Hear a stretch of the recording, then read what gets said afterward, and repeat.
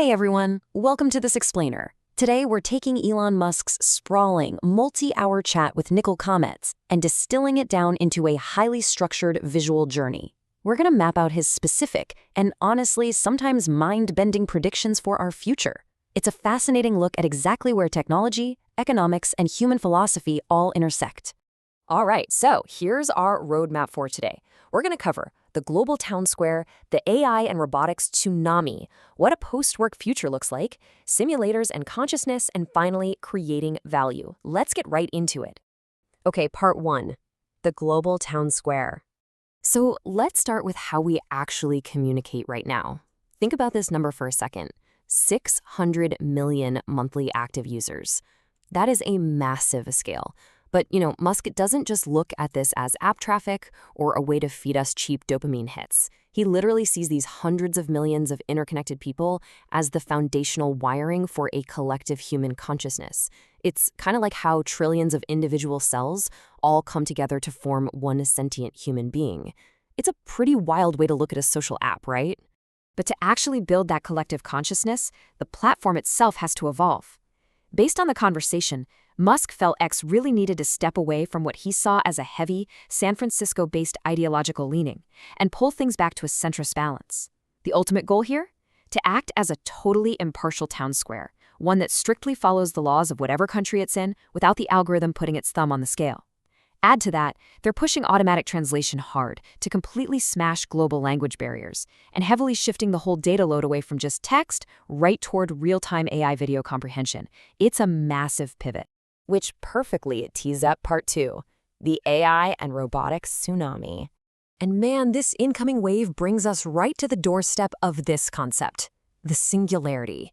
We are rapidly, and I mean rapidly, approaching this event horizon where tech advancements are compounding so fast that humanity simply cannot predict what's on the other side. And look, that doesn't necessarily mean doom and gloom. It just means that all the traditional models we use to forecast the future, they completely break down. We're flying blind into something totally new. So, to avoid some dystopian nightmare in this unpredictable future, Musk is absolutely adamant that AI needs 3 strict, hard-coded safeguards. It has to appreciate beauty, it has to maintain a deep curiosity about the universe, and, this is the big one, it must relentlessly pursue objective truth. He actually brought up the classic sci-fi movie 2001: A Space Odyssey to make his point. If you force an AI to lie, well, that can lead to some incredibly catastrophic, totally illogical conclusions. An AI trained on pure propaganda or absurdities could easily commit atrocities simply because its core reasoning has become totally detached from reality.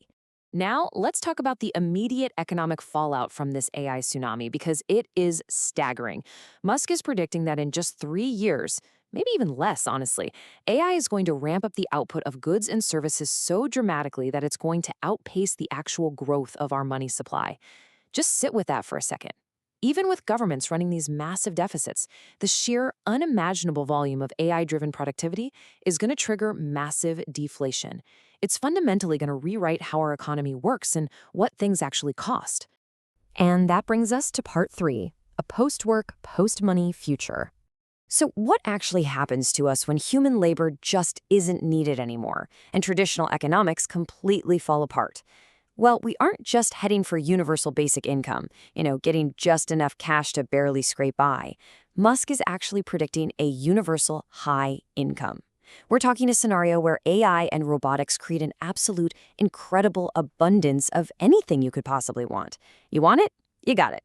And because of that, the whole concept of money, which Musk points out is really just a database for allocating human labor, well, it essentially loses all its relevance. In fact, he's willing to wager that in less than 20 years, having a job is going to be entirely optional.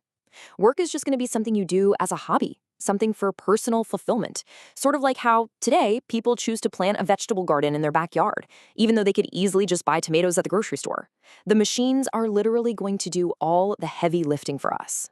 And as human labor and traditional money become things of the past, wealth is going to transition purely into energy.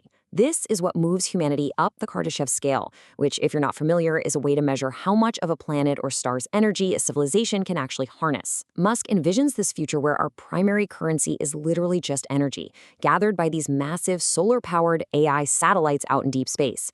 It completely decouples us from the monetary system as we know it today.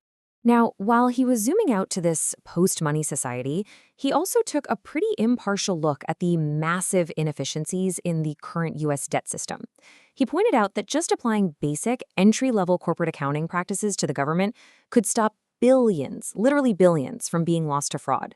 For example, he noted that if we just required federal payments to have a simple assigned congressional payment code and, a populated comment field, which is standard practice in literally any business, we could save hundreds of billions of dollars that are currently just untraceable.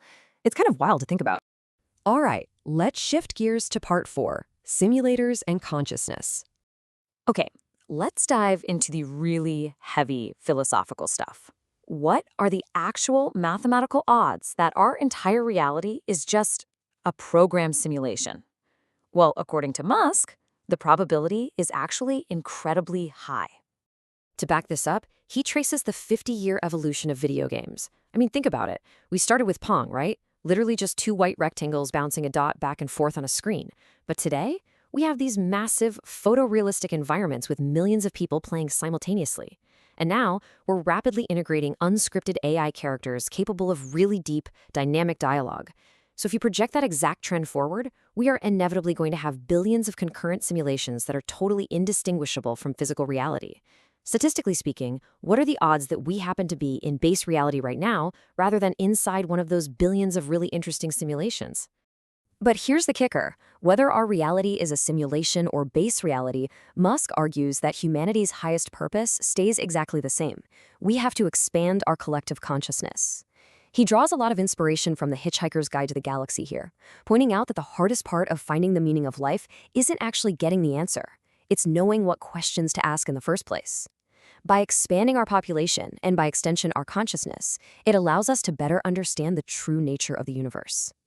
Which brings us to our final section, Part 5, Creating Value for Tomorrow. So, for all the aspiring entrepreneurs out there trying to navigate this crazy future, his advice is brutally pragmatic. You have to grind incredibly hard. You have to accept that, there is a very real chance you might fail. You also absolutely must practice delayed gratification. Musk literally has a tattoo on his arm just to remind himself of that. On top of that, he really stresses how crucial it is to attract top global talent. Artificial borders shouldn't get in the way of bringing in the smartest people on the planet to solve complex problems. Ultimately, his whole core ethos for business boils down to one super simple mantra: make more than you take. He strongly believes that financial success isn't really something you can just pursue directly. It's actually just a natural byproduct. If you focus all your energy on creating products and services that are genuinely, tangibly useful to society, if you become a net contributor to the world, the wealth is just naturally going to follow. So, as we stare down the supersonic tsunami of technological change, maybe the true meaning of life isn't about finding some neat, definitive answer. Maybe it's simply about expanding our consciousness enough to finally figure out which questions we should be asking in the very first place. So I'll leave you with this. What questions do you think we're missing right now? Thanks so much for joining me on this explainer. I really hope this journey gave you a totally new framework for thinking about tomorrow. See you next time.